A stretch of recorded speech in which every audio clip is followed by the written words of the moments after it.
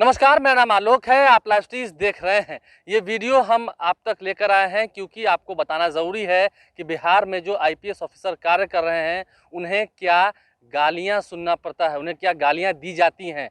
उनके जो senior officer होते हैं क्या गालियां सुन कर ही बिहार में आईपीएस ऑफिसर काम कर रहे हैं। देखिए, ये जो पूरा मामला जुड़ा हुआ है जिसके बारे में आपको बताने जा रहे हैं वो है बिहार के वरिष्ठ आईपीएस ऑफिसर विकास वैभव। आपने नाम सुना होगा, पटना के सिटी एसपी रहे, पटना के एसएसपी रहे, साथ ही साथ एनआईए में भी कार्यरत रहे। आपको बता दें बोधगया ब्लास्ट को भी इन्होंने ही सुलझाया था। साथ ही साथ इंडियन मुजाहिदीन के पूरे नेटवर्क को ध्वस्त करने वाले अगर कोई आईपीएस ऑफिसर हैं तो वो हैं विकास वैभव। विकास वैभव के कुशलता पर, उनके कार्य के पूरे वैभव पर, अब तक का जो उनका पूरा हिस्ट्री रहा है, पूरा उनका कार्यकाल रहा है, उस पर कोई शक नहीं कर सकता है। आपको बता दें अनंत सिंह का जब खूब रौब था उस दौरान पटना के एसएसपी रहते हुए अनंत सिंह को उनके ही घर में घुसकर उन्हें गिरफ्तार किया था विकास वैभव ने।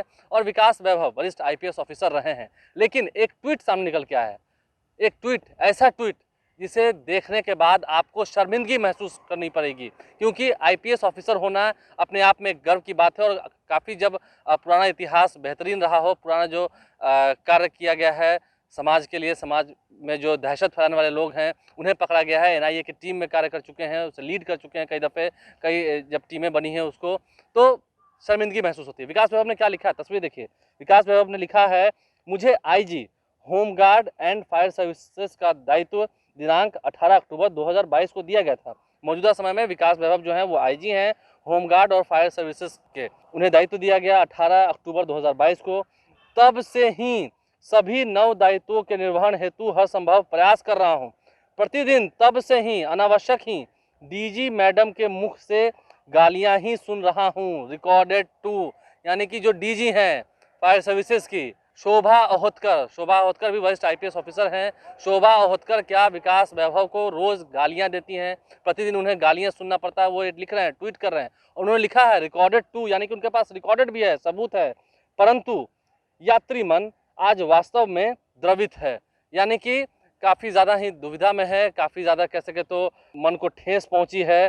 और समझ सकते हैं आप, जब विकास वैभव ने ये सभी बातें लिख दी हैं, साफ कर दिया है कि मन आज पसीझा हुआ है, पिघला हुआ है।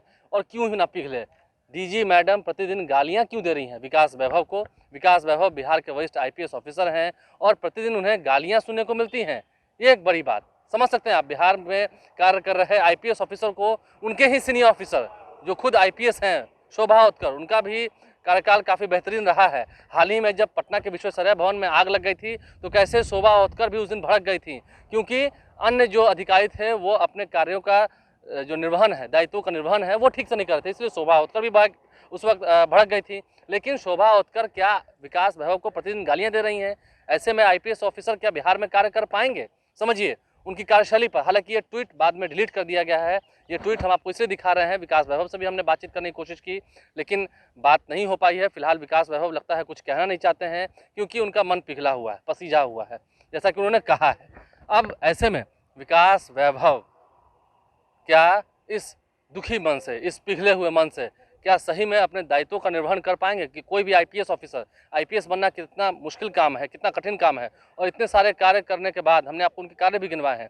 जब उन्हें गालियां सुन कर ही बिहार में काम करना होगा तो कोई आईपीएस ऑफिसर क्यों भला बिहार में कार्य करेगा? इस बात पर भी सवाल खड़े हो रहे हैं। ट्वीट तो डिलीट कर दिया, लेकिन क्या पिघले हुए मन को, पसीजे हुए मन को डिलीट कर पाएंगे विकास वैभव? सवाल तो है। हमारे चैनल को सब्सक्राइब कर लें, साथ साथ फेसबुक पेज भी लाइक करें। धन्यवाद।